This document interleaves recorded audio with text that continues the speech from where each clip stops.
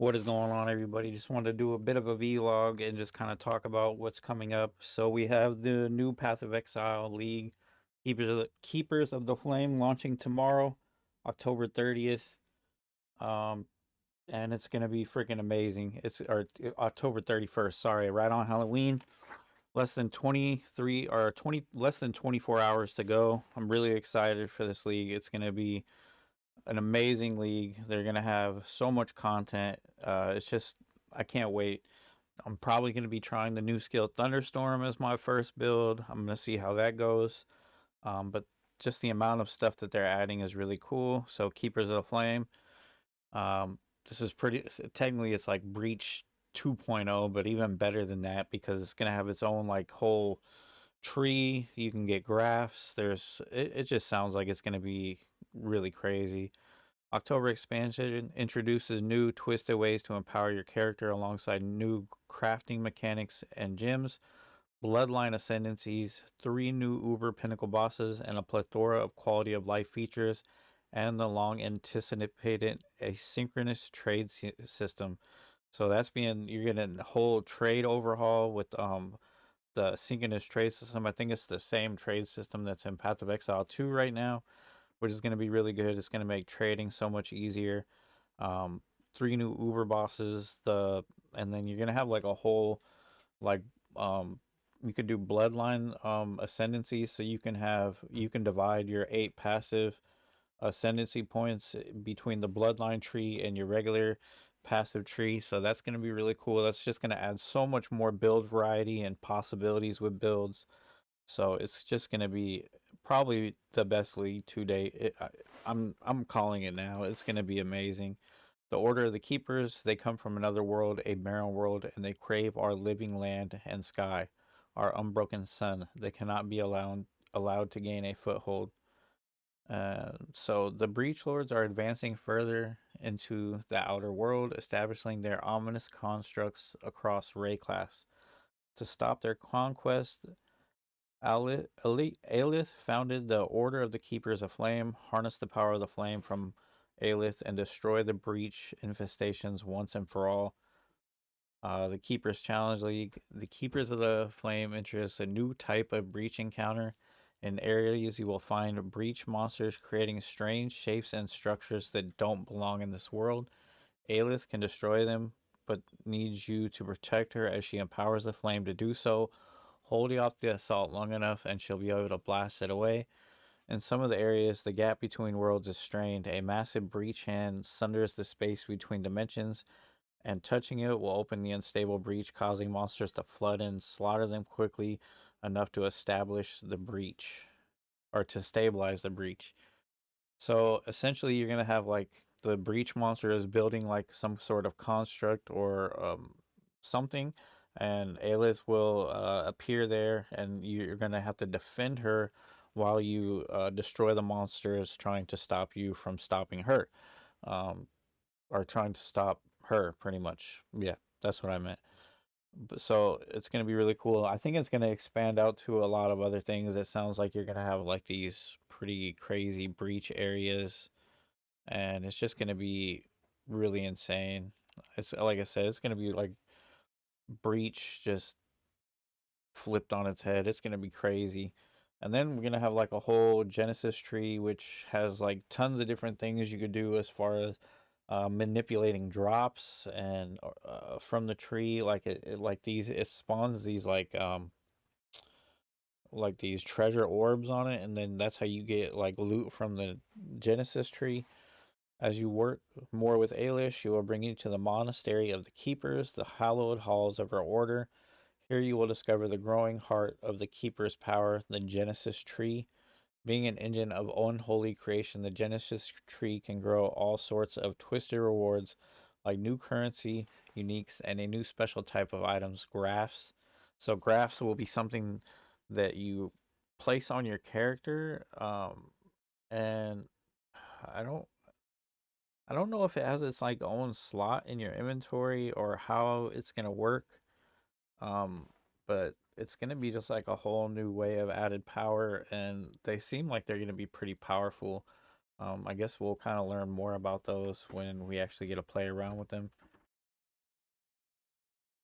The Genesis tree also has a passage tree itself, which can be used to improve the wards it will grow for you. So essentially, you kill breach monsters, and then this thing grows your rewards, and you can tailor the tree to whatever rewards you want, whether it be currency, items, or whatever have it. A handy upgrade. So this is about grafts here. Directly infused into your body, grafts grant passive benefits and a wide selection of powered skills, offering everything from damage to potent defensive buffs and crowd control. There are 16 different graft types you can grow, each with their own skill. Unlock a second graft slot as your Genesis tree goes, giving you even more customization. Oh, I didn't know you could have two grafts. And you'll actually be able to see these on your character, which is pretty cool. So what is this? Minions have 7% increased attack. Uses level 30 the Great Avalanche. When you use an offering skill, this graph will summon an army of highborn breach monsters to do your bidding. These summoned monsters have their physical damage converted to cold and have a chance to apply brittle. That sounds amazing. What the hell? So then it gives increased cold damage, 10% increased chance to find ancient womb gifts. I'm not really sure what that is. And then the skill itself, Great Avalanche, has a reduced cooldown, which is pretty cool. This one uses Heart of Flame. When you are missing life, the craft skill will apply buff that takes damage from hits on you before being depleted. When you are above the active skill, will fire a Nova of fiery projectiles. So it gives you a buff. When the buff's depleted, it fires out projectiles, and they do so much damage. 102,000 damage to 153,000 damage. Okay, that seems pretty crazy. These are going to be really crazy, I think. They're going to add a nice amount of power and customization to your build. Um, Full-born Fortune. The Genesis tree can grow misshapen currency orbs that work only on your graphs, giving them new interesting mods. Sometimes growing currency can be more successful, producing foul-born currencies which can result in some extremely powerful outcomes. Unstable implant corrupts a graph. So these are going to be your graft crafting materials. And then you can also, the new items are growing on your Genesis tree can also become foul-born, mutating one of the existing modifiers on the item into a new one, which can result in some interesting new ways to use the unique. That alone is fucking crazy. Like now you can get a unique that nobody else can have. Like you can have some crazy modifier added on a unique and it can completely change it. I don't know. That seems really insane. People are gonna have some really uniques for once. It's gonna be really cool. Destroy the hives. In in-game areas, you might run into breach constructions that have been left without opposition for too long and have grown into breach hives. These are the visions of the breach lords made real in Rayclass, teeming constructs full of breach monsters that you must raid and destroy with the help of Aelith. You may even encounter some of the breach lords themselves. They will not be happy to have you intruding on their conquest. So this is going to be like the main area that you're going to be looking for as far as the Keepers of the Flame League.